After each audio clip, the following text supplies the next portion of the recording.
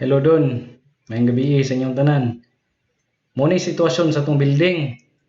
Kaning yuta nga duol sa septic, ubos ni siya kumpara sa i-backfill na to diri sa yuta sa atong ginatiman nga building. Muna nga kailangan tag hollow block diri, kay kung wala tay hollow block diha, kanang i-backfill na to magawas-awas na sa diri oh. Kita mo na ninyo. Muna kailangan tag hollow block diha. Unya ang ilalom sa hollow block moto nga kani nga yuta nga duol sa septic atong paubsan og 50 muna ilalom sa tuang sukalo. Ang kabaga sa atong sukalo 15 kaya rin ta magpile og hollow block. Unya aha ta kutob mo pile og hollow block. Diri ta kutob mo pile sa hollow block. Kaning ground floor Gs ni siya. Kaning tie beam na to 40. So gikan sa topping sa ground floor mo down ta og 50. No, 50.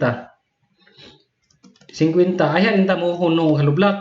So ang topping sa hollow block motoy bottom sa tie beam. Unya aha ta man ni kuwaon nga level. Kaning ground floor na to saka man ni siya sa kuan. Saka man ni siya sa dalan og 20. Oh, 20. Oh. Kung nag-level mo gabi sa dalan, mahikta na ninyo ang kabilya ni diri ron. Ani man yung sitwasyon sa atong poste ay. Ani pa man itong sitwasyon sa atong poste. Napa may kabilya diha. Ani pa ta, napa ta sa ilalom sa tie beam ana. Naman to'y kabilya diha. So nahiktan na yung kabilya nga mo level sa ground floor, topping sa ground floor. Pwede na to ninyo himuon nga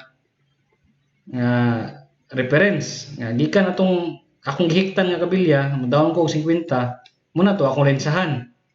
Paingon dito sa column 12. Oh. Kana ra. Oh, sabtan ra nga mag-hollow block ta diha, no? Sige.